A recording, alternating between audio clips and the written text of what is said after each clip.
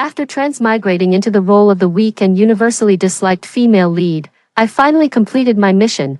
Before faking my death, the system gave me 1 day to bid farewell to the targets I was supposed to romance. Having endured for 3 years, I started to go crazy and insult them one by one. I've been fed up with you for a long time, you fake. After 3 years of tutoring, are you still as underdeveloped as a cerebellum? Are you an idiot? Who would want to be engaged to an old man like you? You're halfway into the grave. Just as she sent the message with satisfaction, the system emitted a deafening alarm. It's over, host. I misread the time. Actually, your fake death date is in 7 days.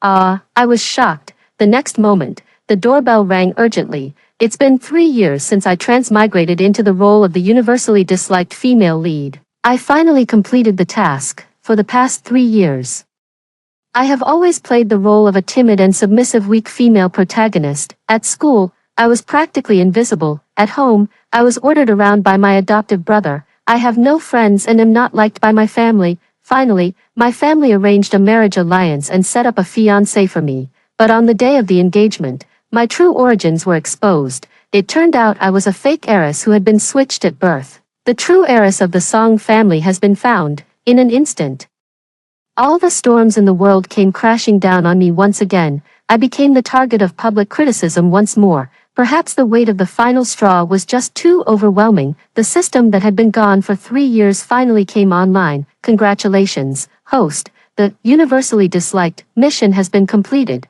You are about to receive a huge reward. Tomorrow, you will return to the real world. I was stunned for a moment, then asked again, what about the me in this world?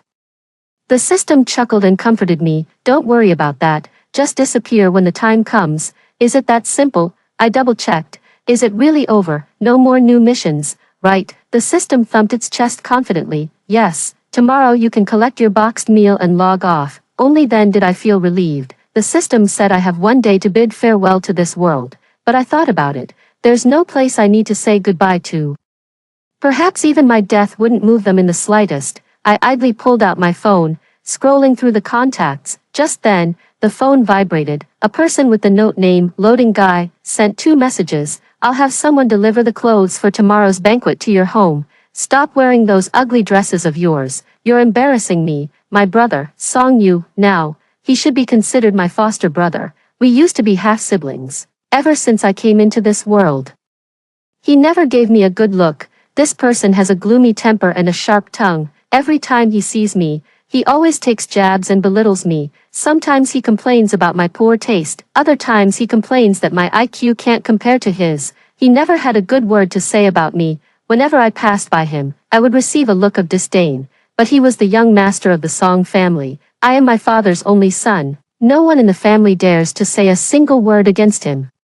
Even my mother advises me to endure it silently. I have endured him for 3 years, bowing and scraping. Usually, he treats me like a nanny. Anyway, I'm leaving soon. I don't want to put up with it today. Me, do you think your clothes look good? Me, attached image. Me, is this shit? Me, not a typo. Me, think you're some kind of fashion genius. To be honest, even though you have a bad temper and average social skills, exactly 0 people actually care about you. After a long time, Song Yu sent a question mark. Probably hit him too hard. He didn't even react for a moment. In the dialogue box, the other person's status has been typing the whole time. After a long while, he finally asked, what happened to you? My fingers flew across the keyboard. Absolutely nothing. I've had enough of you for a long time. Load the goods. The phone fell silent again. Song Yu was probably furious. But how? I just put him on Do Not Disturb. There were 2 light knocks on the door,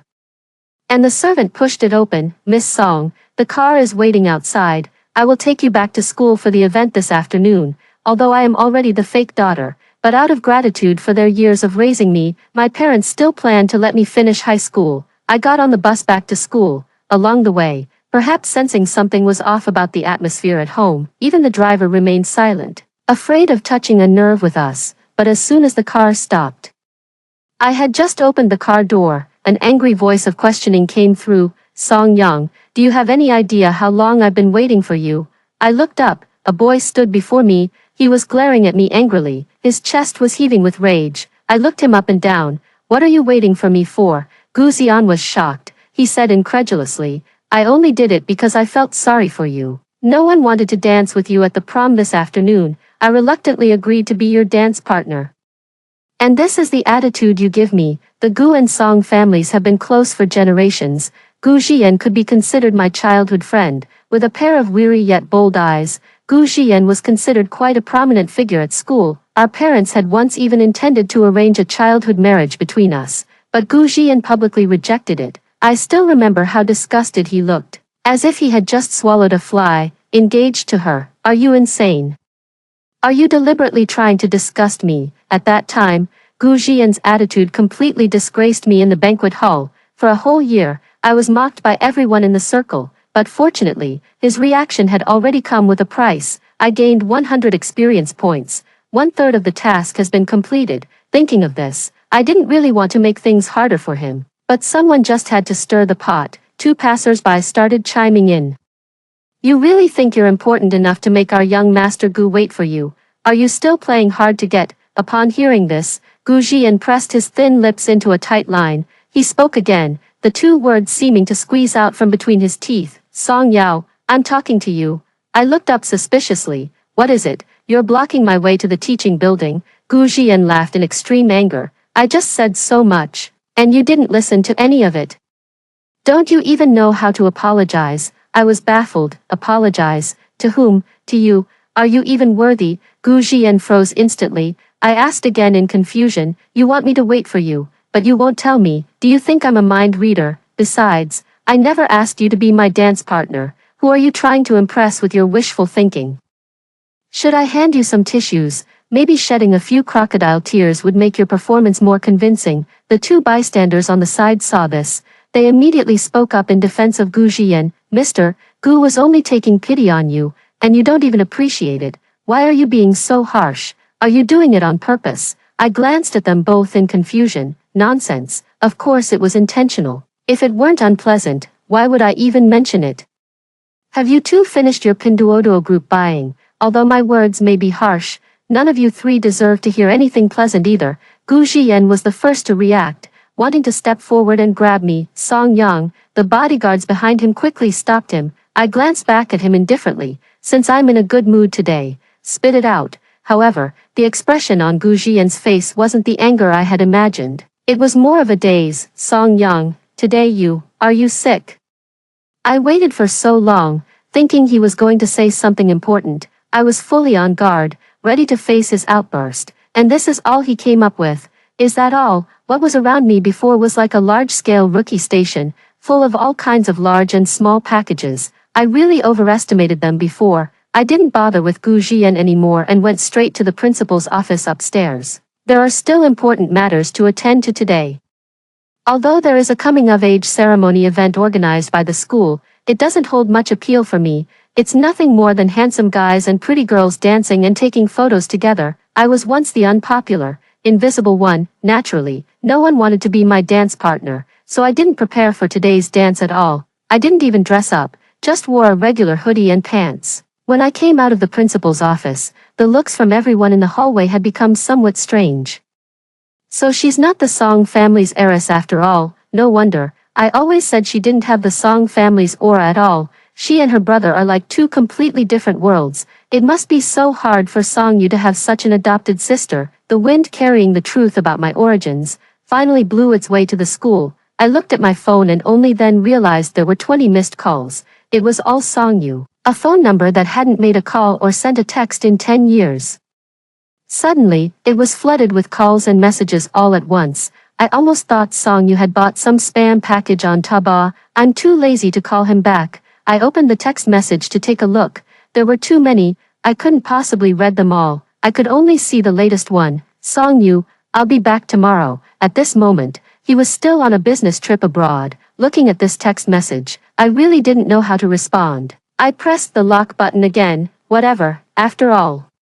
It's his home. It's up to him whether he comes back or not. I bumped into Gu Jian while rushing downstairs. He was wearing a suit, and the youthful contours I remembered had faded from his features. When he saw me again, Gu Jian's Adam's apple moved. Suppressing his anger, he whispered in a low voice, Song Yang, why haven't you changed your clothes yet? I frowned and asked, but I'm not dancing. I don't know if Gu Jian has taken the wrong medicine or something, based on past experience.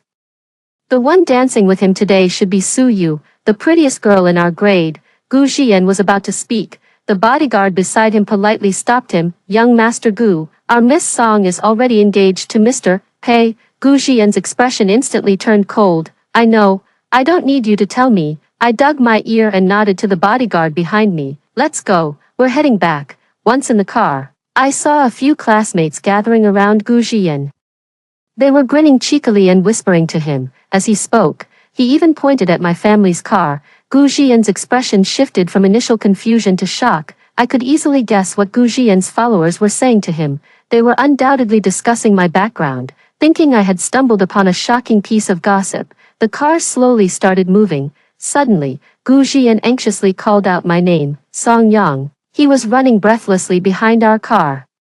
The driver accelerated and closed the window, watching Gu Jian's figure grow smaller and smaller, gradually becoming a tiny black dot. I asked the bodyguard beside me, what is he doing? The bodyguard pondered for a moment, probably practicing running. When she returned home in the evening, the maid hurried to greet her. Miss Song, young Master Pei came to the house this afternoon, but you weren't home, so he left. Pei Su is my fiancé, but ever since my identity was exposed, he hasn't contacted me for a whole week. This marriage was originally an arranged union set up by the elders from both families. Pei Su has no feelings for me. I can understand that. What did he come to the house for? I asked. The servant thought for a moment. It seems he said he couldn't get in touch with you, so he came to the house to check. These past few days, my parents weren't home, and Song Yu was also away on a business trip. At home, it was just me, the maid, and the driver. I opened my phone to check. Sure enough, at the very bottom of a pile of group chat messages, there's a red message notification next to Pei Su's avatar. Are you free? I'd like to talk to you about the engagement. I don't have any strong impressions of Pei Su. His appearance is fairly decent, but his eyes are too cold and sharp. He always looks down on others with a furrowed brow. We've only met 4 or 5 times. Each time he remains as silent as a mute, no matter what I say. No matter what topic I bring up, he always turns his head away, completely indifferent, too stingy to even spare a glance for me. I heard that Pei Su is exceptionally talented, having skipped grades since elementary school. He returned to the country to take over the family business. Logically speaking, this marriage should not have been ours, the Song family's, to begin with, but the Pei family had once wronged us, so I ended up benefiting from the oversight. Pei Su must have held some resentment in his heart, but you can't fight City Hall, so he took his frustration out on me. He's very good at giving the silent treatment, and as it happens, I'm very good at swallowing my pride. After a long time, I almost forgot what he looked like. I only remember his jawline was quite impressive. I dialed his number. I put it on speakerphone while continuing with my own tasks. Song Yang. The other party's voice came through the receiver, steady to the point of coldness. I wanted to discuss the engagement banquet with you today. Last time, our engagement banquet was interrupted before it even began because of the matter with the true heiress of the Song family. As a result, the engagement banquet had to be hastily postponed. There's nothing to discuss, I said casually. I'll cancel on my end first. Pei Su fell silent on the other end for a long moment. He asked, you want to cancel? Why? I replied with an air of nonchalance. No particular reason. I just don't want to get engaged to you. Anyway, I'm leaving tomorrow. I'm not going to put up with you today either. I'm laying my cards on the table, looking at all of you acting so high and mighty. You really think you're something special, I explained to him very sincerely. It's mainly because you're older, you know. I don't have a thing for older people. Pei Su's voice sounded like he was suppressing his anger. I'm only 6 years older than you. I was shocked. 6 years old isn't that old yet. In a few more years, she'll be 30. Once past 30, it's 40, and after 40, life is more than half over. Soon enough, it'll be time to be buried. Pei Su took a deep breath. Every word seemed to be squeezed out from between clenched teeth. Who told you that? I was growing impatient. That's none of your concern. Anyway, you're already old. Let's part on good terms. With that, he didn't care whether Pei Su lived or died. I hung up the phone. When talking to these people, you must never fall into the trap of self-justification, even though I'm a fake heiress. But so what? It's you who's getting old. It's me who doesn't want you. After dealing with the annoying matters, I finally opened my phone and accepted someone's friend request.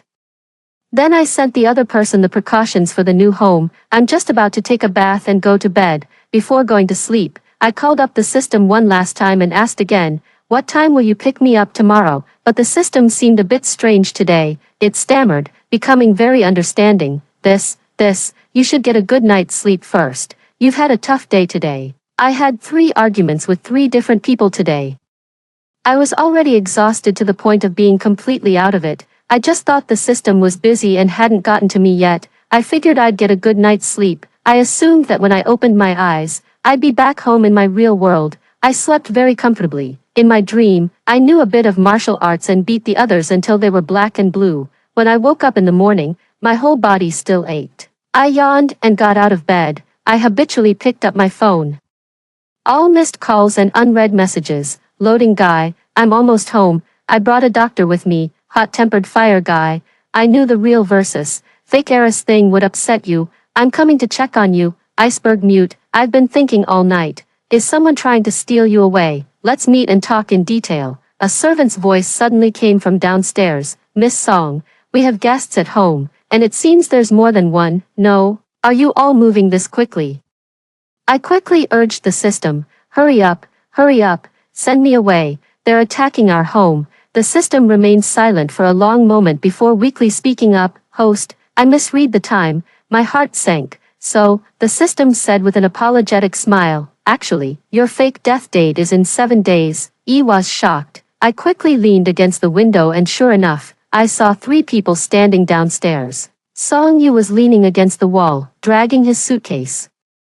In front of him were Pei Su and Gu Jian. The 3 of them were arguing about something. All that could be seen was Gu Jian's flushed face, glaring angrily at Pei Su. The servant quickly opened the door and welcomed them into the house. I quickly pulled the door open a crack. Sure enough, I heard Gu Jian and Pei Su arguing. Is it because of you? You want to break off the engagement, so she's become like this. The old Song Yang would never speak to me in that tone. Pei Su originally didn't want to pay any attention to Gu Jian, but being disturbed by him, he spoke coldly out of annoyance. Me, shouldn't the one with more problems be her adoptive brother? For so many years, he has never given Song Yang a good look at home. After being suppressed for so long, it's understandable that Song Yang's emotions finally erupted. Thus, the spearhead was directed toward Song Yu. Song Yu frowned, somewhat incredulous.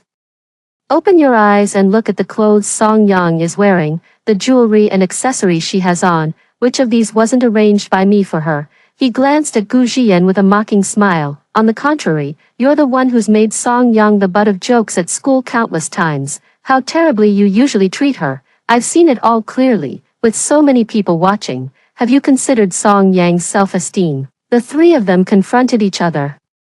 They were about to start fighting. I simply went back inside and took a hot bath. After finishing the beauty and skincare routine, the noise outside the door had gradually subsided. It seemed someone had angrily slammed the door and left. Suddenly, there were 3 gentle knocks on the bedroom door. Ying. Song Yu outside the door cleared his throat somewhat unnaturally. They've all left. If you have something to say, you can tell your brother. Brother, such an unfamiliar word. Such a stranger. Is it you who's being controlled by the system, or is it me? I opened the door, and Song Yu was standing at the entrance. He seemed to have just rushed back, his hair still a bit messy. His clothes also seemed like randomly chosen shirts and trousers, lacking the usual refinement. His brows and eyes were filled with an inescapable weariness. Song Yu looked at me with an expression that said, "Don't be like this. Your brother is very worried about you." But it seemed he had never bothered with managing his expressions, to the point where trying to put on a concerned expression felt like a facial twitch. Don't worry, I've already chased Pei Su and Gu Jian out. Song Yu approached me. If you have any grievances, tell me, we're family, no need to feel embarrassed. I want to close the door. We didn't argue, and I'm not feeling wronged. I just don't want to get engaged anymore. Song Yu was taken aback and quickly pushed against the door. He moved closer, his tone a bit strange. Really, you're not lying to me. Seeing that I didn't speak, Song Yu continued on his own. I also think the 2 of you aren't very compatible. For starters, the age difference just doesn't work, and besides, Pei Su doesn't genuinely like you either. If you ask me, it would be better for you 2 to call off the engagement sooner rather than later. Was it because of him and Gu Jian that you had an emotional breakdown too? I made a move to close the door, finished talking. Wait, Song Yu braced against the door, his Adam's apple bobbing. What are you going to do after Song Yu returns? Song Yu is the true heiress of the family. Once she's back, I'll definitely have to step aside. After all, I've been occupying the magpie's nest for so long. I can't just keep clinging to the Song family. Seeing that I didn't speak, Song Yu pursed his lips again and said, I have a detached house in the suburbs. You can move there. The appliances and renovations are all arranged. You can move in directly. I politely declined. No need. Song Yu was taken aback. Then where are you planning to live? Rent a place outside, or stay in a hotel all the time? I was getting annoyed. Are you a water pipe salesman? Why do you care so much? Song Yu shut his mouth, after a long while. He finally gritted his teeth and whispered, I'm concerned about you. Can you not talk like that? It makes me uncomfortable too. I looked at him and asked seriously, is that so? Which sentence hurt you? All right, you tell me, and I'll say it again. Song Yu was speechless. He cleared his throat and softened his tone. Isn't it better if we just go back to how we used to be? Don't take your anger towards Pei Su out on me. This was the gentlest tone he could manage. I glanced at him. If you're really concerned about me, you'd be better off just transferring me some money. Consider it compensation for the emotional distress I've endured over the years. With that, she slammed the door shut, leaving Song Yu standing outside the door, listening to the faint rustling sounds from outside. He didn't leave until some time had passed. At the same time, my phone received a notification of a deposit. Song Yu transferred 3 million into my account. Although I don't know why he was so straightforward today, I'll graciously accept it for now. At home, my parents always gave Song Yu whatever he wanted. When Song Yu wanted to start a business, my parents fully supported him financially. When Song Yu wanted to hold a fashion show, my parents were busy building connections for him. But for me, they never paid any attention. Perhaps this is the treatment girls receive. Just be a decorative vase at home, yen yen. If you don't want to go back to your original home, then don't go back. If you have any difficulties, just tell me. Song Yu sent me a few more messages. You can rely on me. If you don't want to acknowledge me as your brother, then I don't have to be your brother. He really had a change of heart today, so I have to be scolded a few times before I can act like a different person. I originally wanted to close the dialogue box, but after thinking for a moment, I asked another question. There is indeed something I need your help with. I'm about to leave the Song family anyway. Can you take over the businesses my parents allocated to me before? How about converting them to cash at 80% of the market price? Brother, these two words worked like magic. Song Yu quickly sent over several long voice messages. This wasn't a difficult task for him. It's just that he didn't have enough cash flow on hand. I couldn't be bothered to open them, so I just sent an okay sticker. Then I'll give you 3 more days. How about that? The screen showed that the other party was typing. However, it took a long time before Song Yu sent 2 messages. You don't need to worry about money. I can support you. Are you feeling better now? I didn't reply. When I dragged my suitcase and left home, Song Yu wasn't there. He had gone out for a business dinner. The servant, seeing this, immediately wanted to contact Song Yu, but I stopped them. No need to tell him.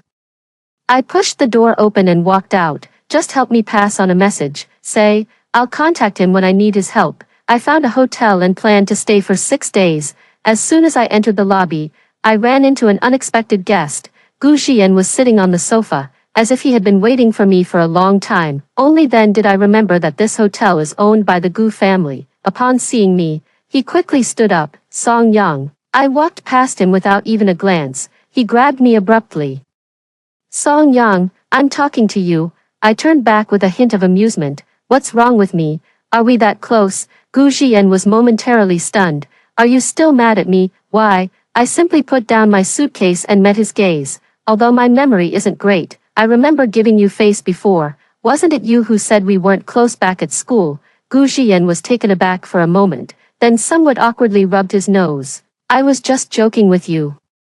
We've grown up together since childhood. No one knows each other better than we do. Seeing me lower my gaze slightly to look at him, Gu Xian quickly added, I know about what happened to your family. That real heiress is coming back, and you're calling off the engagement because of Pei Su. That's why you've changed so much, isn't it? He seemed lost in his own world, trying to convince himself. I knew it. With your previous temper, how could you talk to me like this? Pei Su doesn't want you. He cleared his throat and turned his head away. His tone was a bit awkward. I might consider getting engaged to you, although I refused before. Now I'm more suitable for you. There was a moment of dead silence. I didn't speak. Only then did Gu Jian look up at me. But he found me sighing. The bodyguard nearby quickly stepped back a few paces upon seeing this. Afraid of getting caught up in it, I slightly frowned. Sometimes I'm really curious about what's going on in your head, wondering if shaking your head side to side would make your pig ears slap your own face. If you're that bored, why don't you flex your shoulders and pop that giant pimple between them? Gu Jian's face flushed crimson with rage. His teeth gritted tightly. Song Yang, don't you dare go too far. I'm speaking to you nicely. What do you take me for? I made a gesture to stop him, getting angry again. I patted his shoulder sympathetically and turned to walk out of the hotel. Let it slide this time. But don't act like you're someone important next time. Instead of asking every day what I dislike about you, why not think about what there is to like? Gu Jian froze for a moment behind me, then quickly caught up. What do you mean? Have you found someone else? Today, Gu Jian seemed like a sticky plaster. He didn't seem to realize my disgust. He was still eagerly trying to seek an answer.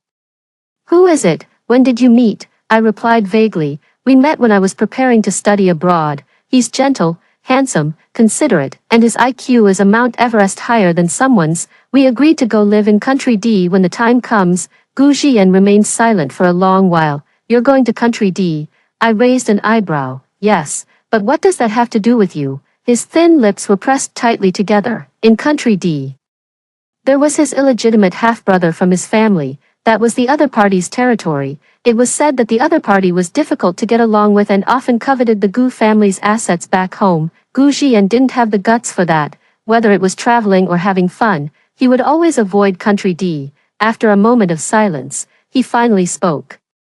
Song Yang, it's hard to judge a person's heart by their appearance, Gu Jian said seriously. If you want to go to Country D, I can accompany you there. Is that so? I turned back and smiled at Gu Jian. Then I'll wait for you in Country D. By the way, Pei Su has been quite annoying these past few days. As you know, he was the one who wanted to break off the engagement, and now he's trying to get back together with me. I let out a long sigh. If you help me get rid of him, maybe then we'll truly be from the same world. Gu Jian froze for a moment, then shouted after me, don't worry, I'll take care of that scumbag for you. Wait for me in Country D. I waved my hand and nodded with a smile. All right, just kidding. I watch videos at double speed. Where would I get the patience to wait for him? After going around in circles, I ended up choosing the hotel farthest from the city center. It's all Gu Jian's fault. All the high-end hotels in the city are his family's businesses. I didn't want to give him my money. Song Yu was quite true to his word. The time for the equity transfer and contract signing was set, and the money was smoothly transferred into my account. He seemed a bit upset that I had left without saying goodbye. Why didn't you tell me you were leaving? I glanced at the balance in my 3 bank cards and said casually, you're so busy with work, I won't disturb you. This seemed to please him. Song Yu cleared his throat. Not that busy. I just have to accompany my parents to pick up Song Yu tomorrow. He realized this was a bit awkward for me. On the phone, he changed the subject again. But after picking her up, there's nothing else to do. What about you? What are you planning to do next? I heard from the maid that you're going to Country Y. I hummed in agreement, dragging out my tone. I only told you, so you have to keep my secret. Gu Jian and Pei Su also asked me. But I sent them away. Song Yu seemed pleasantly surprised. You lied to them, but you're willing to trust me. I'm busy taking stock of my assets, I said casually. Of course, after all, you've transferred so much money to me. By all accounts, we're practically family now, right? Song Yu was completely charmed by my flattery. There's one more thing, brother, I said lightly. Pei Su used to look down on me, but now he wants to make up with me. Maybe you could help handle this. You probably don't want the real heiress to come back and see your family become a laughingstock, do you? Pei Su made several phone calls early this morning. He apologized to me, which was completely unexpected. Among these 3 people, Pei Su was the only one who apologized for his previous behavior. But I never had any feelings for him in the first place. Apologies only changed our relationship from negative to strangers. He said a lot, and finally spoke slowly. If my previous actions hurt you, we can continue to interact. I can rebuild our relationship with you. I was silent for a moment, feeling puzzled.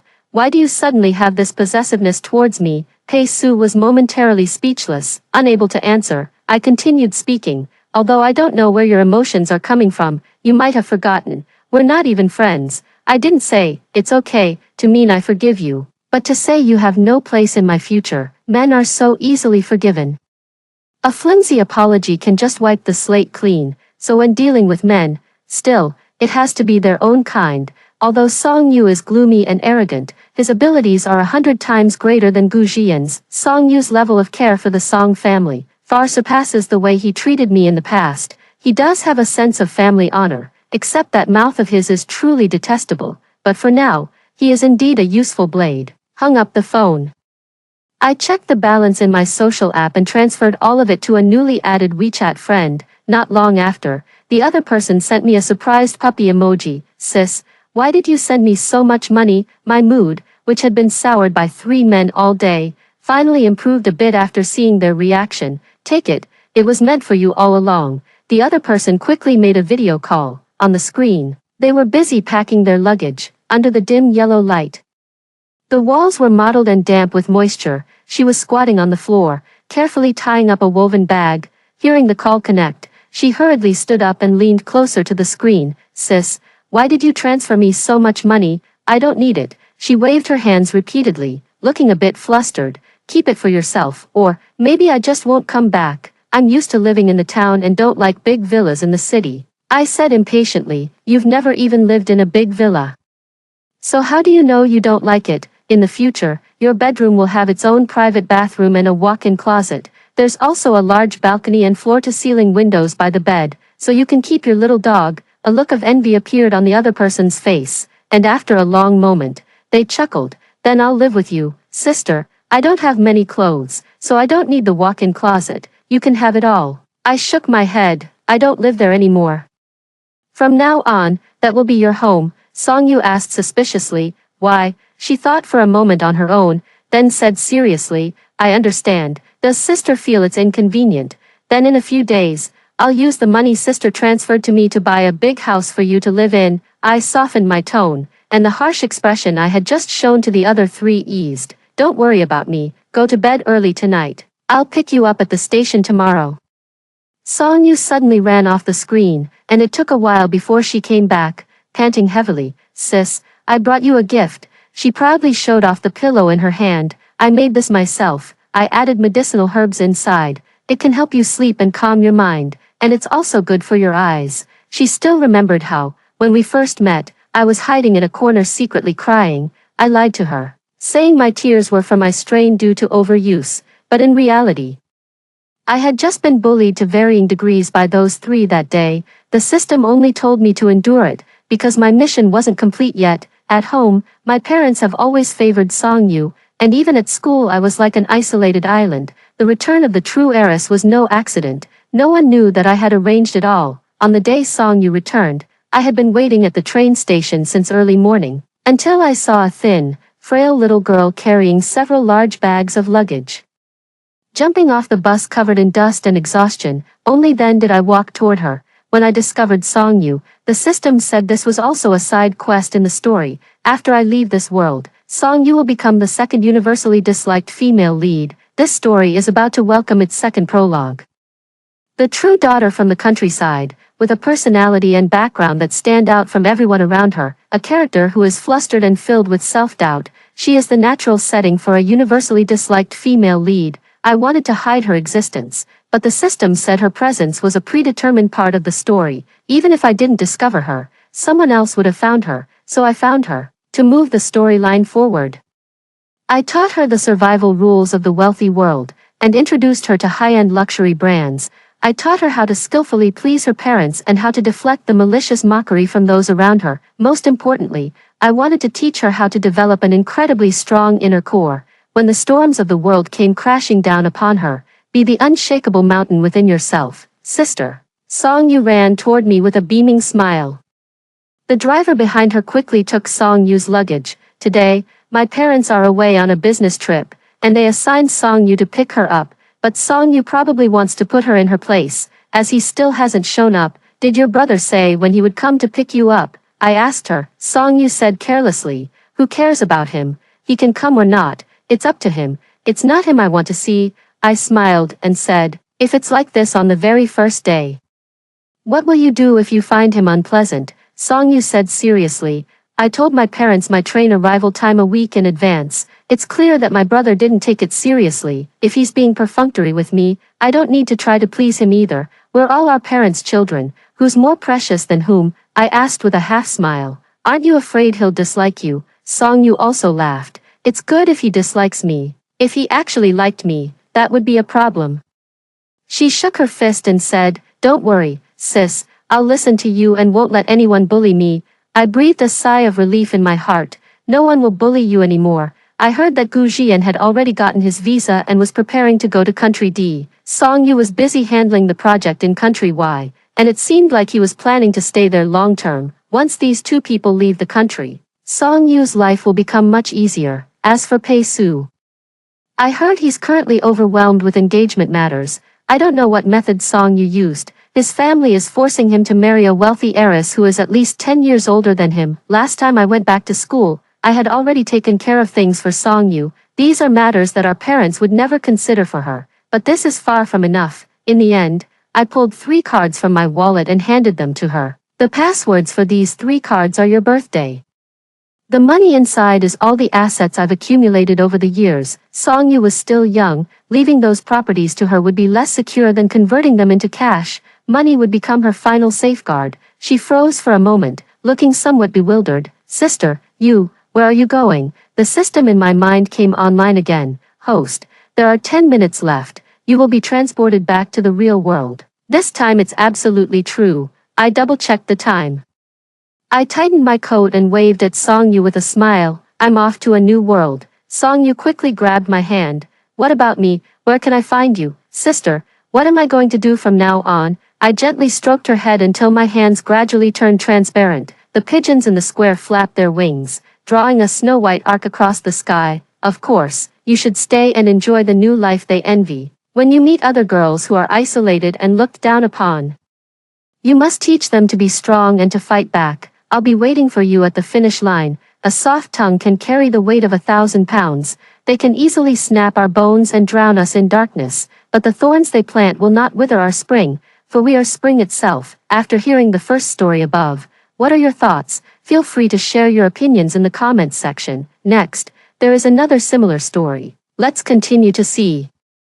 For repeatedly harming the fake heiress, after I died, I was cast into hell. While enduring the torment of whipping and unbearable pain, a barrage of comments suddenly floated before my eyes. LOL, the real heiress actually thinks this is hell. Of course, with such an expensive setup and these holographic lava projections, anyone would be convinced. She definitely wouldn't imagine she isn't actually dead. All of this was orchestrated by the fake heiress, who persuaded the family to teach her a lesson. More than just a lesson, the fake heiress clearly wants her to die for real here, and tonight, they've even planned a dream visitation act to make the family completely abandon the real heiress. I blinked, thinking it was a hallucination brought on by the pain, but the next moment, a cold voice of a ghostly official came from behind. Criminal Shen Huaixia, in consideration of your living relatives' concern, you are specially permitted to appear in a dream. Do you wish to see them or not? A chill shot up his spine. The words of the underworld envoy actually matched the barrage comments. The real daughter definitely doesn't want to meet. After all, she's long been heartbroken by her family. It's perfect that she refuses. The fake daughter is just waiting for her to say no, so she can stir up trouble in front of the Shen family and make them give up completely. Look. The fake daughter has already dragged the entire Shen family in front of the surveillance cameras. The show is about to begin. The barrage of comments was still scrolling wildly. Every single word felt like an ice pick stabbing into my heart. The year I turned 16, my biological parents recognized me and brought me back to the Shen family. At that time, the family already had a pampered fake daughter, Shen Nuonuo. She saw me as an enemy. She framed me again and again. I have a straightforward personality and confronted her directly every time. Her eyes were just red, tears streaming down. Whatever sister says goes, no need to worry about me. After all, I've occupied sister's place for 16 years. However she treats me is only right. With just a few words, she pinned a fabricated crime firmly on me. I was so angry I was stomping my feet, arguing with all my might. But the more I argued, the colder the looks my parents and brother gave me became.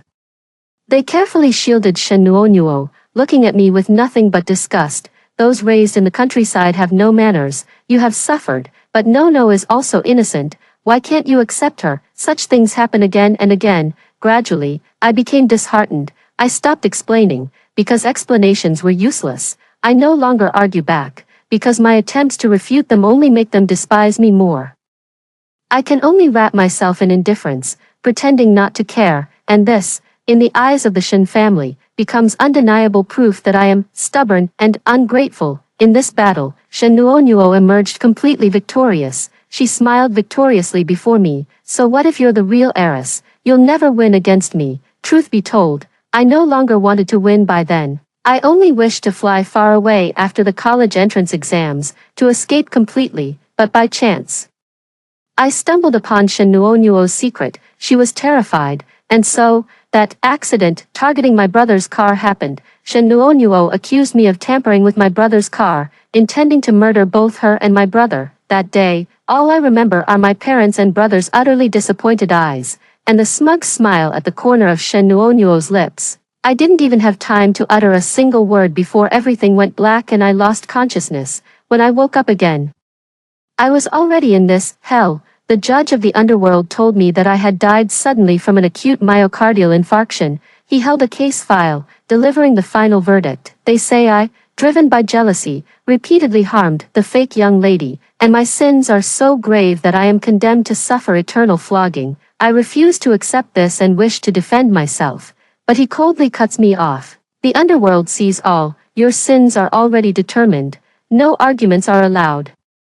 I was dragged into a cell. Beyond the bars, molten lava churned across the sky. Countless, sinful souls struggled and wailed within it. The sound never ceased, day or night, grinding every thought of resistance to dust. From then on, at regular intervals, I would be tied to the execution rack, enduring the excruciating pain of the whip tearing through my flesh. Yet, strangely enough, even though I was clearly dead, the sensation of pain remained vivid. I would still feel tired, hungry, and required 3 meals a day. To this, the judge coldly explained, it is precisely because of my heavy sins that I am punished with an incorruptible body and undying senses, so that I may remain fully conscious to taste every ounce of pain, and thus atone for my crimes. But, what exactly are my sins? I do not know, but under the daily lashings and wails, my grievances and resentments were gradually worn away. So be it, I told myself. While alive, arguing was pointless.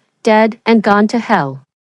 Still useless, I became numb, hollow, and even began to doubt whether I was truly beyond redemption, until I saw the barrage of comments before my eyes. All the overlooked doubts suddenly connected in an instant. Since I am already dead, why do I still need to eat? Why does the endless sea of magma occasionally experience slight stutters? Why do the ceaseless wails of agony always contain a few segments that loop repeatedly? So, the so-called eternal senses and incorruptible body were never a punishment at all, but because I never died at all. The magma was a projection, the wailing was a recording. All of this, from start to finish, was an elaborately woven deception. Criminal Shen Huaixia, are you really going to refuse this chance to appear in a dream? The underworld officer's question pulled my turbulent thoughts back to reality. He stared at me, a faint trace of anticipation and excitement glimmering in his eyes. The barrage of comments erupted instantly. Haha, Father Shen in front of the camera is so angry he's slamming the table. He declared that if she doesn't show up this time, he'll disown her as his daughter. TSK, these parents are truly heartless, sending their own daughter to a place like this. Shoo, the Shen parents think she's just locked up in hell for repentance. They have no idea there's actual torture involved. Every time the fake daughter accompanies them to watch the surveillance footage, she has the underworld guards change her into clean clothes beforehand, making them think the real daughter is living quite comfortably here. Enough talk, quickly reject the dream visitation. Once the Shen family completely abandons her, the dark web will unlock more thrilling ways to play. Let's torture her to death. A chill ran through my heart. No wonder the underworld attendants would change me into clean clothes every so often. It was all to deal with the occasional visits from the Shen family, and recently, the intervals between clothing changes have been growing longer, meaning the Shen family is gradually forgetting me. Shen Nuo's plan is about to succeed. Seeing my prolonged silence, the emissary revealed a sinister smile. Since you are unwilling to send a dream message, then forget it. No, I am willing. I shouted with all my strength before his words could fade. My voice was hoarse, weak, and carried just the right amount of a sob, as if every word had drained me of energy. I was just, the wound hurt too much, hurt so badly, I couldn't speak. Before the words even finished, while the Shin family was still in front of the camera, I suddenly tore off the newly changed outer robe I was wearing. This robe was black, enough to conceal all the bloodstains, making me appear unharmed in front of the camera. Underneath the robe, there was only a thin, blood-stained white camisole. The official's expression changed abruptly, reaching out to stop me, but it was already too late. The outer robe slipped off, whip marks, burned scars, and dark purple bruises, layer upon layer. They covered my chest, shoulders, and arms, fierce and interwoven, like the totems of hellish demons. Every inch of skin silently reveals the truth of this hell. The barrage instantly exploded with comments. Holy shit, why did she suddenly take off her outer robe? Look at the surveillance feed. Mother Shin's face has turned pale, questioning the fake heiress. Didn't you say this hell set was just to make her repent? Why are there so many injuries? The fake heiress truly is a master of manipulation, instantly tearing up. I don't know either. Could it be that sister was too stubborn and refused to repent in hell, which is why she was punished? Incredible, she actually managed to spin it. The Shin parents' expressions softened as expected, and they started looking at the real heiress with that truly unfit for high society gaze again. I watched the barrage of comments, a cold sneer forming in my heart. Shin Nuonuo's reaction was completely within my expectations. In the past, I was straightforward and always tried to use facts and reasoning to counter her tears and lies, but in the end, I failed miserably. During these days and nights of being lashed in hell, I repeatedly replayed the scenarios in my mind. If I could do it all over again, what should I do? What the Shin family needed was never the truth. They were accustomed to playing the role of condescending benefactors. What they needed was a weak, pitiful daughter who could satisfy their protective instincts and desire for control. Shin Nuonuo played this role perfectly. Whereas I, the suddenly appearing true daughter, was full of thorns, like a mirror constantly reflecting their guilt and incompetence. What they detested was this feeling of being out of control. In that case, I will take Shin Nuonuo's path, leaving her with no way to go. Now, I am covered in whip marks, gaunt and emaciated. Who could possibly look more pitiful than me? I lifted my head and looked at the underworld official before me with eyes brimming with tears. Sir, before you send the dream, may I ask a favor of you? The underworld official frowned. Speak. My injuries, they hurt too much. I sniffled, tears welling up but not yet falling. Is there any painkillers in the underworld? I don't want my family to notice anything wrong when I visit them in their dreams later. I'm even more afraid that if they see these whip marks, they'll worry. The underworld officer's expression stiffened slightly. Painkillers. There's no such thing in the underworld. Hearing this, I appropriately lowered my eyelids, revealing a pitiful and resigned smile. That's right, I was being too demanding, I murmured to myself, my voice soft, yet clear enough for the recording device to pick up. Forget it, even if they see the whip marks, Nuo will definitely say it's because I was too stubborn and refused to repent in hell, so I deserved the punishment. Mom, Dad, and brother always listened to her. Probably, no one would worry about me either. I didn't scream hysterically about the injustice, but that silent feeling of being shattered, of being abandoned by the whole world, was more devastating than any loud wailing. This move, as expected, hit the bullseye with precision. The barrage exploded. Holy shit, she actually guessed exactly what the fake heiress just said. What does that mean? It means she's been screwed over by the fake heiress way too many times. Look at the Shin family's expressions, shock, astonishment. The way they're looking at the fake heiress has already changed. The fake heiress's face has turned green, but she still has a backup plan. When she sends a dream later, she will definitely try to force Shin Huaixia to go crazy, solidifying that charge of violent and unruly behavior. I watched the barrage comments, my heart cold with disdain. Shin Nuonuo, your backup plan is likely to fall through. I lifted my head again and looked toward the underworld envoy. At this moment, the brokenness and loss in my eyes have faded away, leaving only a pure, deer-like anticipation. Then now, can I go and send dreams to my family? It's the first time I've seen them since I died. The expression on the underworld official's face became somewhat complicated, but in the end, he nodded. In that case, follow me. After speaking, his gaze drifted past my shoulder, nodding slightly toward an empty space behind me. As if paying respects to the director there, I lowered my eyes, pretending not to notice, and obediently followed. I want to see for myself, in this fake hell, what exactly is this so-called dream visitation all about? I was taken by the underworld officers to a pitch-black room. Amid the swirling mist, countless particles of light began to gather and rise. Gradually, they coalesced into 4 faintly glowing human figures. The atmosphere truly carried a hint of the dream visitation vibe. The barrage of comments grew excited. Wow! This holographic projection technology is impressive. Must have cost a fortune. Absolutely. The donations from the dark web live stream are huge. Otherwise, how could we create such a realistic hell set? The Shin family on the other end is also wearing holographic sensory devices. It's a mutual deception. Hilarious. As the white mist dissipated, the 4 figures finally became completely clear. It was my long-separated parents, my brother, and Shen Nuonuo.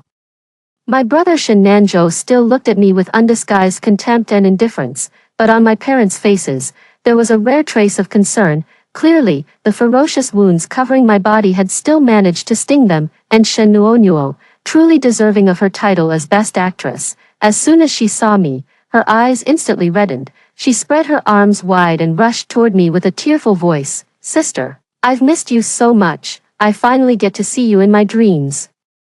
She acted with such genuine emotion, as if we were the closest sisters in the world, but I turned sideways, lightly dodged her. Shen Nuonuo's face flashed a hint of, as expected, smugness, as if I had once again fallen into her preset trap. Immediately after, she looked at me with tearful eyes, full of grievance. "Sister, after all this time, do you still hate me? I don't blame you for all the things you did to hurt me in the past, but I never expected that you still can't tolerate me even now."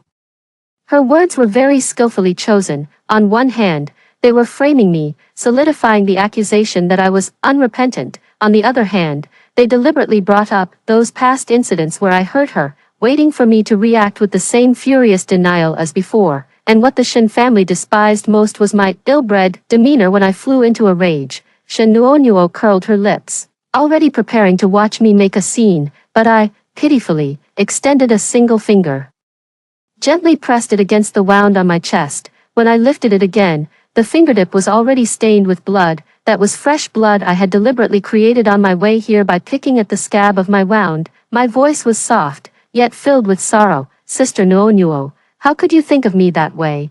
I was just afraid that the blood on me would stain your beautiful princess dress." As I spoke, it was as if I had just snapped out of my daze, and I let out a bitter, self-mocking smile. "Ah. Look at me, I forgot, I'm already dead. This is just a dream, so how could I possibly dirty your dress? I'm sorry, little sister, it's me." I took myself too seriously. As soon as these words were spoken, the expressions of the Shin family parents changed. Only then did they remember. In my perception, I was already a dead person, and the ones who pushed me into this hell with their own hands were none other than them. Mother Shin's lips began to tremble, and Father Shin's tightly clenched fist went slack, his eyes for the first time showing a helpless remorse. Even the usually indifferent Shen Nanzhou's gaze wavered slightly. They looked at the scars covering my body, and then thought of how I had just been so cautious and fearful of dirtying Shen Nuonuo's dress. A soul tormented in hell, upon seeing their dearest loved one, their first reaction was actually one of humility and ingratiation. This silent understanding hurt them more than any crying or complaining could. "Enough." Father Shen rarely showed a stern face, his condemning gaze shooting toward Shen Nuonuo. "Why, Xia is already hurt so badly, and you're still here fussing over whether she hugged you or not. How ridiculous." Shen Nuonuo's face instantly turned deathly pale. In the struggle between her and me, this was the first time Father Shen had taken my side. The barrage of comments was filled with astonishment. Holy shit, did Shen Huaixia change her style? She used to be so stubborn. How did she suddenly wise up and start fighting fire with fire? The fake heiress must be dumbfounded, right? She's relied on playing the victim for so long that she instinctively fell back on her old tricks. But she forgot, the Shen Huaixia of today is a ghost, covered in bloodstains, gaunt and emaciated. when it comes to pity, who could possibly out-pity Shen Huaixia? The fake heiress pushed someone into hell, but that person turned hell into a stage and checkmated her in return. Haha, things just got more interesting. I looked at Shen Nuonuo's incredulous expression and sneered inwardly. The time had come. I seized the opportunity to escalate. Mimicking her usual tactics with a tone that was soft yet laced with hidden barbs. Please don't blame my sister, it's all my fault. I was just so overjoyed to see you all that I forgot for a moment I'm already dead. I should be grateful that my sister doesn't mind me being a ghost and was even willing to hug me. Every word I spoke absolved her of blame, yet each sentence served as a reminder to them. Who came up with the idea to turn me into a ghost in hell? Shen's mother felt her heart shatter. She could no longer hold back, grabbing Shen's father's arm abruptly and sobbing, "Old Shen, we can't let Huaixia stay there any longer. Look at how much she's been tormented, and those injuries all over her body. Hurry, hurry, and have them release Huaixia." In an instant, the air seemed to freeze. The three words, "Let it out," like a sudden clap of thunder, they revealed the hidden truth. Father Shen's expression shifted between light and shadow. His gaze fixed intently on me, as if assessing whether I had truly been properly raised, and brother Shen Nanzhou held Shen Nuo tightly, focusing on comforting her. My heart skipped a beat. It seems the timing isn't right yet. I must add more fuel to the fire, a fire that could burn away their reason and defenses completely. I blinked in confusion, pretending not to understand the hidden meaning in Mrs. Shen's words. I reached out, trying in vain to wipe the tears from her holographic image. "Mom, please don't be like this. I know you're just saying these confused words because you're too heartbroken. I'm already dead. How could I possibly leave hell? The dead cannot come back to life." I forced out a smile uglier than crying and continued to comfort her. "Don't worry, I'm really fine. It's just getting whipped every couple of days. You get used to it." Before I was brought back to the Shen family, I was often beaten by Nono's biological parents too. These injuries, they're nothing to me. Mr. and Mrs. Shen were both stunned. "Beaten? How could that be? Didn't Nuonuo say you were living quite well in your original home?" "That's right. Back when they acknowledged me, to spare Shen Nuonuo's feelings, they actually sent her, the fake heiress, to pick me up and bring me home. They called it fostering sisterly affection between the two of us. In reality, they were just afraid that coming to pick me up in person would make their cherished flower feel disappointed." Shen Nuonuo came with a mission, and upon returning, she reported nonchalantly, "Sister is doing quite well, but back then, I was too stubborn to play the victim. I naively thought that since they came to acknowledge me as family, they must have investigated my past. Little did I know, all their efforts were spent on how to make Shen Nono happy. When did they ever spare a single thought to care about the 16 years I struggled in the mud?" Shen Nono's face turned pale, and she was just about to start making excuses. I stepped in first, using a more understanding tone to defend her. "Don't blame my sister. She was just afraid you'd think about how the people who abused me were her biological parents, so she kept this hidden." I forced out an understanding and resilient smile. "Besides, I'm used to hardship, and I'm used to being beaten. If it were my sister, a girl raised in luxury and comfort, who had to endure even a single whiplash, who knows how heartbroken Mom, Dad, and brother would be? Fortunately, it was me who took all of this in her place. Every word I spoke was meant to defend her, yet each one exposed her flaws. Father Shen's curiosity had turned into deep sorrow, while Mother Shen was sobbing uncontrollably. Only my brother Shen Nanzhou remained resolutely determined to protect Shen Nuonuo. He frowned and interrupted me with displeasure. "Enough, why bring up these old matters? Nuonuo's biological parents may be scoundrels, but what does that have to do with Nuonuo? Stop being so sarcastic here." Seeing this, Shen Nuonuo immediately found her pillar of support and tearfully poured out her grievances. "Sister, you've already gone to hell. Why are you still wronging me? When I went to pick you up, you were perfectly fine." She blinked innocently. "Are you still holding a grudge because I stole the family's love? That's why you're saying this on purpose?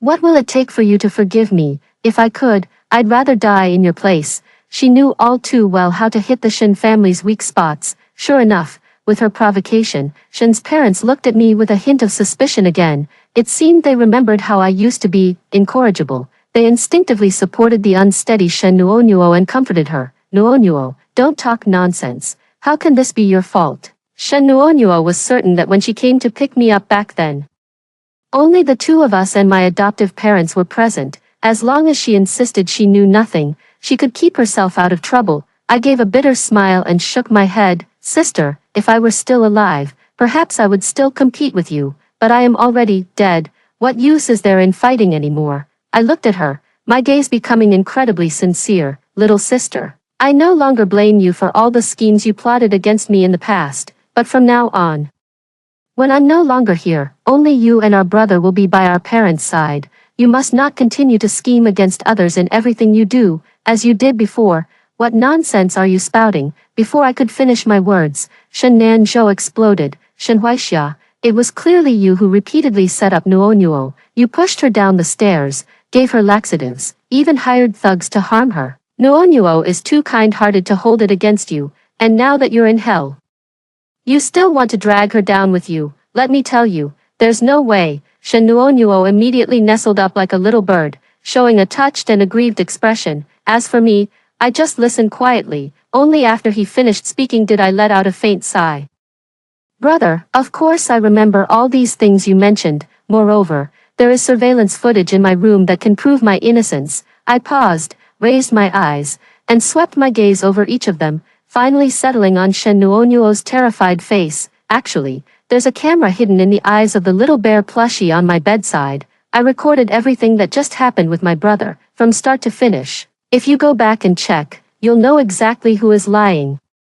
Shen Nuonuo's face instantly drained of color, her eyes widened in terror. She had been in my room, flaunting her power over me more than once, and personally admitted to framing me. Could it be that it was really recorded? She immediately lost her composure and screamed, "You're lying. If you had surveillance footage, you would have shown it long ago. Why wait until now?" I sighed helplessly, looking at her with pity in my eyes. When I was alive, I always believed that family scandals should never be aired in public, so every time my sister framed me, I never brought out the evidence to make things difficult for our parents and brother. But now that I'm dead, the dead in hell dare not hide the truth or lie, or else will be thrown into the magma, suffering the agony of being burned by flames. So, I'm sorry, sister, but I can no longer cover up for you. How dare you still try to argue?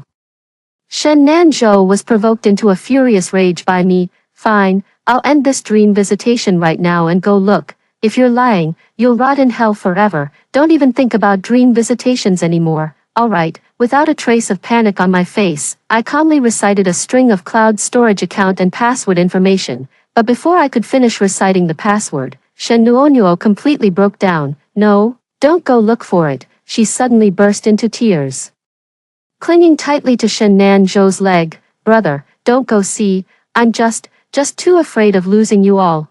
Her shout was tantamount to a confession without being pressed. Everyone present froze in place. The barrage of comments instantly erupted. Holy crap, did the fake heiress just confess outright? I have no choice but to confess. She can't afford to gamble, rather than letting her family see her vicious side in the surveillance footage. It's better to admit it proactively and then use, because I'm afraid of losing you all, to whitewash herself. After all, the Shen family always softens when they see her cry. This trick has never failed, and isn't there a saying, a man's words are kind when he is near death? In the eyes of the Shen family, Shen Huaixia now believes she is a dead person, so why would she lie? Exactly, the fake heiress thought the same way, so she got scared.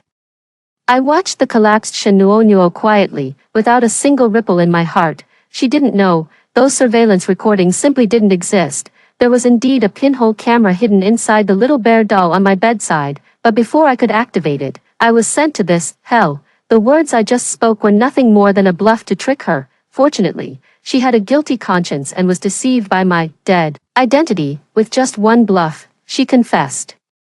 Shen Nanzhou looked at her in disbelief, his voice trembling. "Nua Nua, what do you mean?" Shen Nua, seeing that the truth was exposed, completely broke down emotionally. Her holographic image knelt on the ground, clutching her parents' legs. She burst into loud sobs. "Dad, Mom, brother, I'm sorry. I didn't mean to. I just love you all so much. I was afraid that after sister comes back, you would abandon me. That's why I lost my mind and did those wrong things. Nua Nua, you."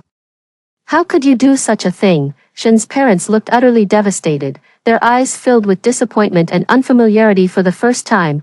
They exchanged a glance, their faces full of inner conflict. After a long silence, Shen's father finally spoke. Since Hui Xia was innocent before, why not let her come home? My heart instantly leaped into my throat. Did I succeed? Are they finally going to let me leave this godforsaken place? However, just as Father Shen was about to tell me the truth, no, Brother Shen Nanzhou suddenly interrupted sharply. He pulled Shen Nua, who was crying almost to the point of fainting, up and tightly shielded her behind him. Dad, Mom, Nua, she is already pregnant with my child. Her emotions can't handle the slightest disturbance right now. Are you trying to kill Nono and your own grandchild by bringing the person she least wants to see back home? These words struck like a bolt from the blue. The barrage of comments was even more shocked than I was. Holy crap, incest. Did these siblings get together? It must be that after her identity as the fake heiress was exposed, she targeted Shen Nanzhou in order to stay in the wealthy family. This is the end now. The Shen parents value this son the most. Didn't they decide to send Shen Huaixia to hell before just because she touched her brother's car? Exactly. They might not care about the squabbles between the real and fake heiresses, but when it involves their precious son and eldest grandson, there's absolutely no room for negotiation. The fake heiress is not just an adopted daughter now, but also a daughter-in-law protected by the eldest grandson. It's probably going to be difficult for Shen Huaixia to return home. My heart was pounding, but my face quickly shifted to an even deeper look of confusion. I can't panic. The act must go on. Go home. I timidly lifted my gaze, my eyes wandering innocently across their faces. What do you mean by going home? How can a soul like me go home? I must maintain this appearance of a completely unaware victim, guide them step by step, letting them voluntarily reveal the truth and release me. But Mr. and Mrs. Shen just exchanged a glance, their eyes shifting between Shen Nono's belly and me. After a long silence, Mother Shen finally spoke haltingly. We originally wanted to bring your ashes home. But Nuonuo is pregnant now, and we're afraid it might bring bad luck. Father Shen immediately nodded. Why Xia, when a person dies, it's like a lamp going out. Let bygones be bygones. Although Nuonuo was at fault, your confrontational nature back then was indeed too overbearing. When it comes to faults, you also had your share. After that, we'll wait for Nono to give birth, and then we'll take your ashes home. They are still using lies to maintain a facade of peace. Even if the truth comes to light, even if the frame-up is confirmed, for the sake of their precious son and that unborn, eldest grandson, I am still the one being sacrificed. I should feel heartbroken, but my heart has long grown cold to the extreme, so much so that hearing these words doesn't stir even the slightest ripple. The stage has not yet come to an end. I knew well that if I missed this opportunity, it would be hard to survive. So I had no time for self-pity. I just looked at them and calmly asked, how can you be sure that the child she's carrying is definitely my brother's? One sentence made Shen Nono instantly tense up. She remembered the secret I had uncovered, the secret she was willing to kill me to keep hidden. She suddenly clutched her stomach and let out a painful scream. My stomach hurts so bad. It hurts. Quick, brother, take me to the hospital. As she spoke, she reached out to remove the holographic sensory device from Shen Nanzhou. She was trying to forcibly interrupt the dream visitation. Shen's father and mother also panicked, hastily rushing to support her. Seeing the holographic image about to dissipate, I shouted at an extremely fast pace. The day before I died, I saw my sister in bed with another man. Buzz, before the words could fully leave my mouth, the signal was forcibly cut off. The entire room fell into a deathly silence. I collapsed weakly to the floor, my back soaked with cold sweat. Had I failed again? The barrage became excited again. Oh ho, Shen Huaixia can't go back. The fake heiress has already sent a message to the director, demanding that she be dealt with immediately. This hell is on a remote island in international waters. If someone dies here, there won't even be a ripple. If we wait for the Shen family to remember and send a dream, we might not even find the body. Excited. The dark web is about to begin the slaughter. This time, we need to come up with something new. Watching the death threats in the bullet comments, my fear reached its peak. But just at that moment, the particles of light before him actually converged and rose once again. The barrage exclaimed in shock. Holy shit, Shen Nanzhou. He put the device back on himself. He heard it. he definitely heard Shen Huaixia's last words. The light and shadow coalesce, Shen Nanzhou's face, twisted with rage, was fixed intently on me. Was what you just said true? I always keep my persona in mind. Brother, I'm already a dead person. Is there still a need for me to lie? It was precisely because I discovered her disgraceful deeds that my sister orchestrated that car accident to frame me, making you all completely despise me. Shen Nanzhou's expression grew even more unpleasant. Clearly, he remembered.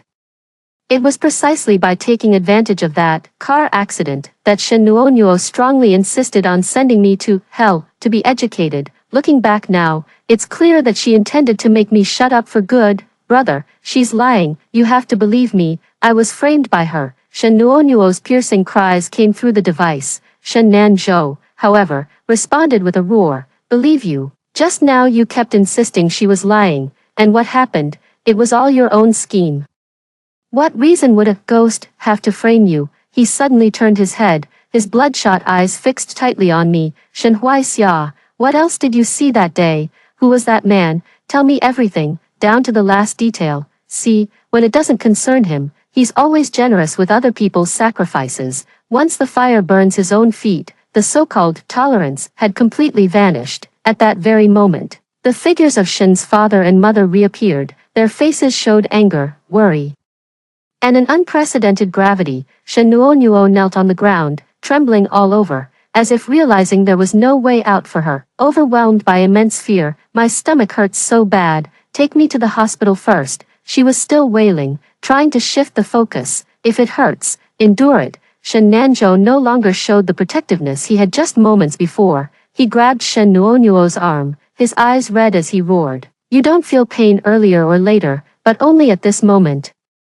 Do you think I'm a fool? Shen's father and mother had initially felt somewhat reluctant, but upon seeing their son in this state, they immediately fell silent, only looking at me with a serious, questioning gaze. Everyone was waiting for my answer. I know. Finally, I held the bargaining chip in my hand. I put on a submissive and well-behaved expression, softly saying, I remember that man was a rich second-generation heir, named Wang. Halfway through my words, I deliberately paused and sighed with difficulty. Forget it, I'd better not say it, seeing how angry you are. Brother, what if hearing this hurts my sister and the baby in her womb? I let out a bitter laugh, subtly guiding the conversation. Besides, I'm already dead. In principle, I shouldn't interfere with the affairs of the living anymore. Dead? My ass. Shen Nanzhou was infuriated by my words and couldn't wait to tear open the truth. You never died at all. This isn't some damn hell.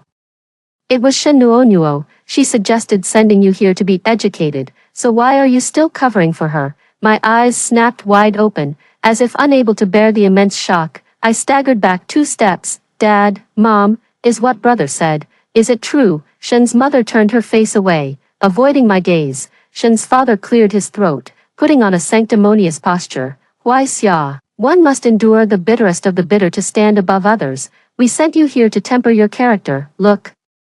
Aren't you much more sensible now? In the end, we only have your best interests at heart. Listening to these words, a wave of nausea rose in my throat. Shen Nanzhou had lost all patience, his gaze piercing as he demanded, enough nonsense. Shen Huaixia, tell me right now, who is that adulterer? I seemed utterly terrified, trembling. I hugged myself tightly as tears streamed down my face. I don't dare say. I stared fearfully in Shen Nuonuo's direction, trembling like a startled bird. Since it was my sister who sent me here, she must be very familiar with the people here. I'm afraid if I speak, she'll have them, never let me out again. Dad, Mom, brother, please ask her to let me out first. Okay, I've really had enough of this place. Once I'm out, I'll listen to everything you say. I made the most direct proposition with the gentlest demeanor. Did you hear that? Shen Nanzhou immediately yelled at Shen Nuonuo, contact them right now and let her out.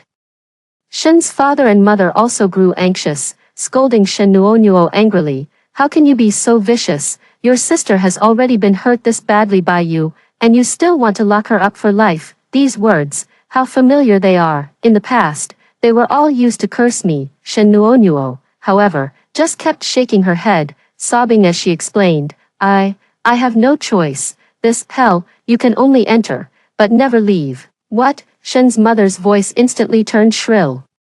Then how could you have the heart to send your sister in back then, you heartless creature? I didn't know at first. Shen Nuonuo broke down sobbing. He didn't tell me at the beginning. He only said he had built a film set on a deserted island called Truman's Brothel, and had tamed a disobedient female PhD.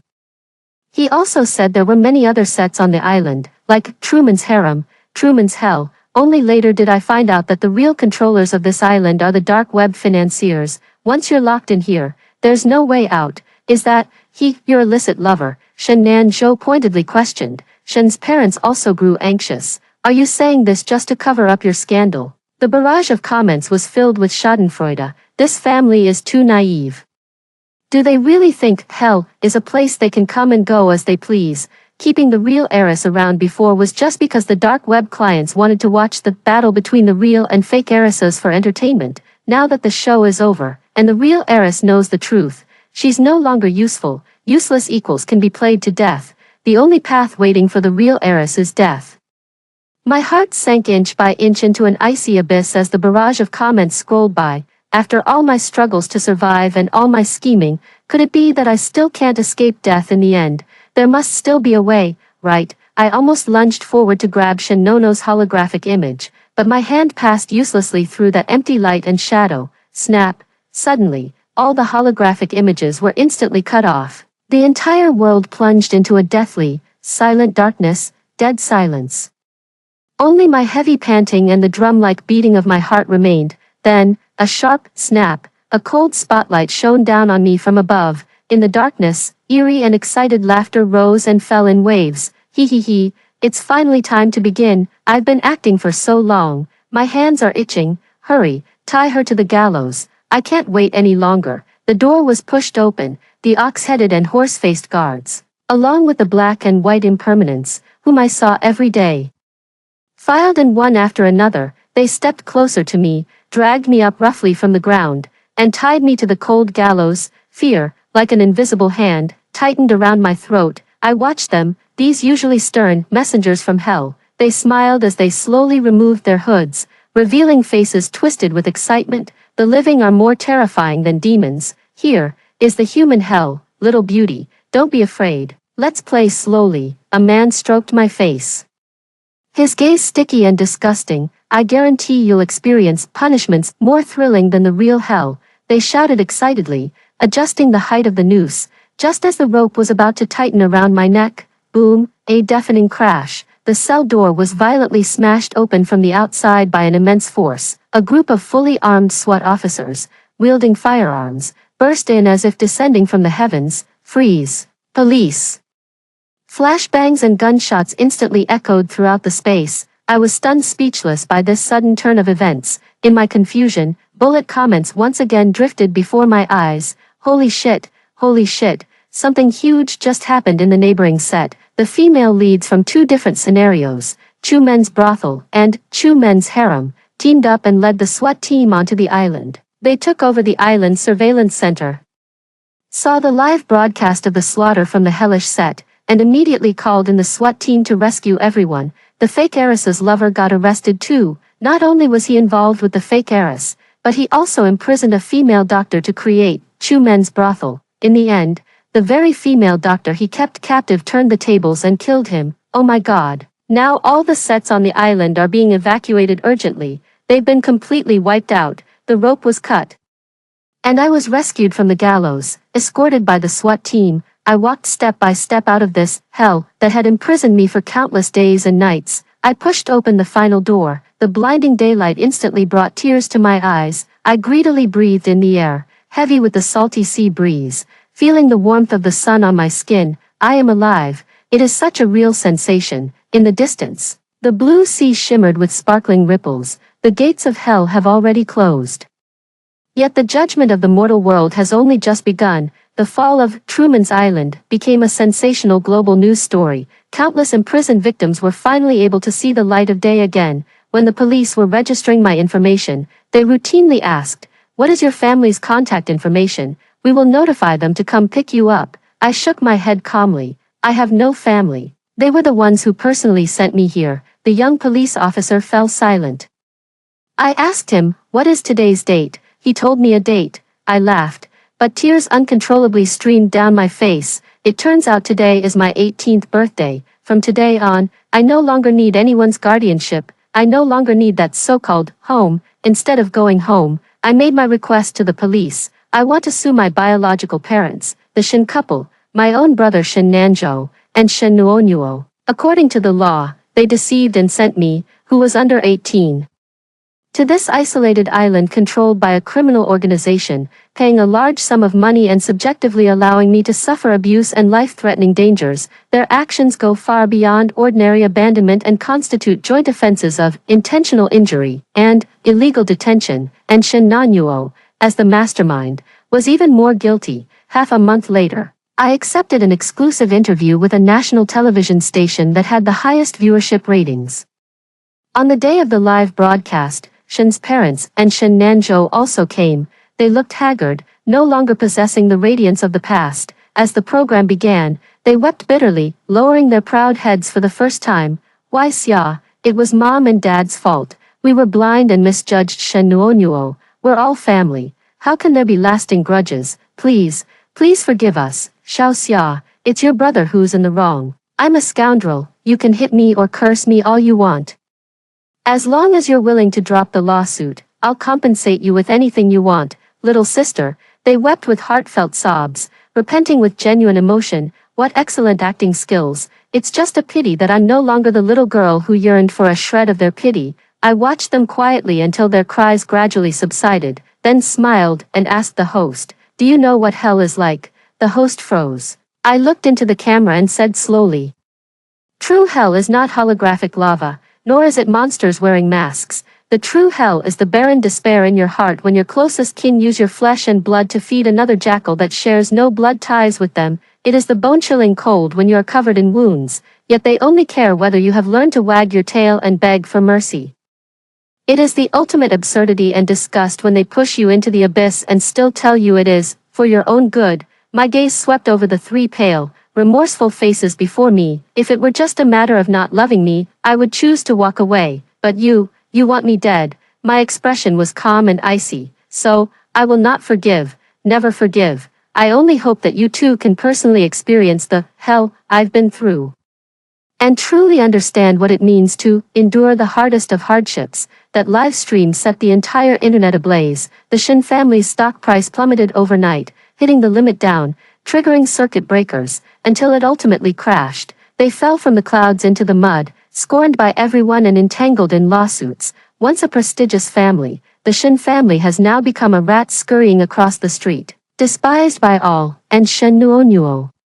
Her retribution was even more dramatic. Shin Nanjo forcibly took her to undergo amniocentesis for a paternity test. Ironically, the child was indeed his. Unfortunately, due to this damaging puncture, the child was miscarried. The once inseparable siblings became bitter enemies, tormenting each other in endless resentment, and the judgment of the law did not fail to arrive. In the end, the court identified Shin Nuonuo as the principal offender, sentencing her to life imprisonment for the combined crimes of illegal detention and intentional homicide. My brother Shin Nanjo, from being an accomplice to harm to becoming an accessory to murder, was sentenced to 20 years in prison for multiple crimes combined. My biological parents, in the name of love, committed acts of harm, and due to the particularly severe circumstances of intentional injury, were sentenced to 15 years in prison. They personally sent me into hell, and finally tasted the bitter fruit forged by the law with their own mouths. As for one of the masterminds behind all this,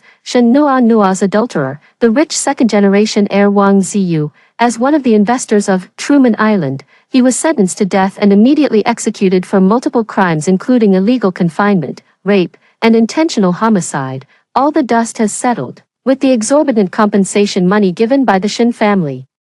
I returned to school alone and sat back in the senior high school classroom. Sunlight streamed through the window, spilling onto the test papers.